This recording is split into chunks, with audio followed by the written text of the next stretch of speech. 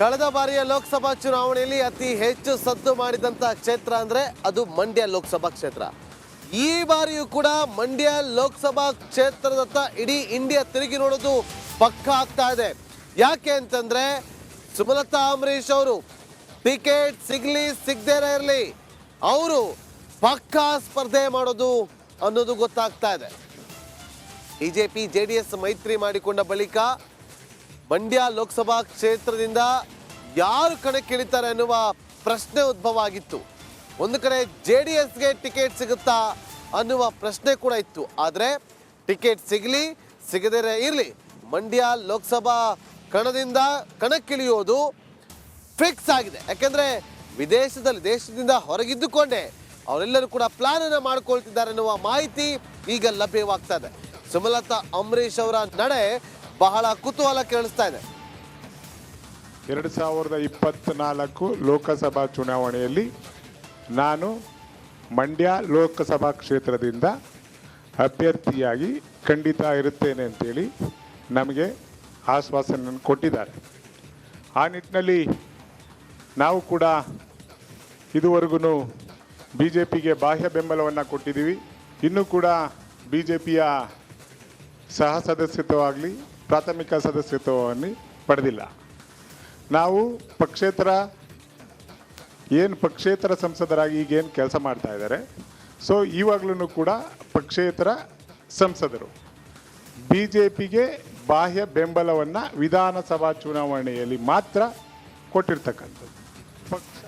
ಮತ್ತಷ್ಟು ಮಾಹಿತಿಯನ್ನು ಕೊಡ್ತಾರೆ ನಮ್ಮ ಮಂಡ್ಯ ಪ್ರತಿನಿಧಿ ಆನಂದ್ ಲೈವ್ನಲ್ಲಿ ಜಾಯ್ನ್ ಆಗಿದ್ರೆ. ಆನಂದ್, ಸುಮಲತಾ ಅವರ ನಡೆ ಬಹಳ ಕುತೂಹಲ ಕೇಳಿಸ್ತಾ ಇದೆ. ಬಿಜೆಪಿಗೆ ಬೆಂಬಲವನ್ನ ಕೊಟ್ಟಿದ್ದು ಹೌದು, ಆದ್ರೆ ಟಿಕೆಟ್ ಸಿಗ್ಲಿ ಸಿಗದೇ ಹೋಗ್ಲಿ ಮಂಡ್ಯದಿಂದಲೇ ಸ್ಪರ್ಧೆ ಖಚಿತ ಆಗ್ತಾ ಇದೆ. ಮಾಹಿತಿ ಕೊಡೋದಾದ್ರೆ ಆನಂದ್.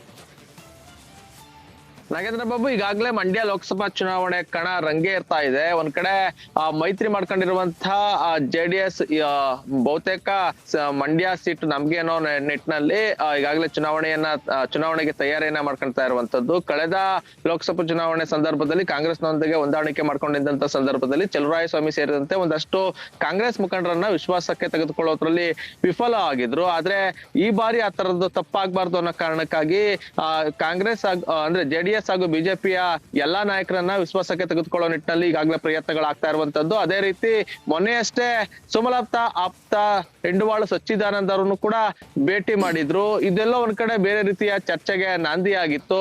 ಒಂದ್ ಕಡೆ ಸುಮಲತಾ ಅವರ ಬಣ ಇಬ್ಬಾಗ ಆಗಿದೆ ಅನ್ನೋ ಒಂದು ಚರ್ಚೆ ಆಗ್ತಾ ಇದ್ರೆ, ಇನ್ನೊಂದ್ ಕಡೆ ಸುಮಲತಾ ಅವ್ರನ್ನು ಕೂಡ ನಾನು ಭೇಟಿ ಆಗ್ತೀನಿ ಅಂತ ಏನು ಕುಮಾರಸ್ವಾಮಿ ಅವರು ಹೇಳಿದ್ರು, ಅವಶ್ಯಕತೆ ಬಿದ್ರೆ ಭೇಟಿ ಆಗ್ತೀನಿ ಅಂತ.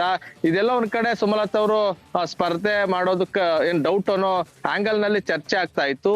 ಇದರಿಂದ ಒಂದಷ್ಟು ಸಂದೇಶ ಕೊಡೋ ನಿಟ್ಟಿನಲ್ಲಿ ಪ್ಲಾನ್ ಮಾಡಿರುವಂತ ಸುಮಲತಾ ಅಂಬರೀಶ್ ಅವರು ತಮ್ಮ ಬೆಂಬಲಿಗರ ಮೂಲಕ ಏನು ನನ್ನ ಸ್ಪರ್ಧೆ ಖಚಿತ ಅನ್ನೋ ಒಂದು ಸಂದೇಶವನ್ನ ರವಾನೆ ಮಾಡಿದ್ದಾರೆ. ಈಗಾಗಲೇ ವಿದೇಶದಲ್ಲಿರುವಂತ ಸುಮಲತಾ ಅವರು ಚುನಾವಣೆ ತಂತ್ರಗಾರಿಕೆಯಲ್ಲೂ ಕೂಡ ಮುಂದಾಗಿರುವಂತದ್ದು.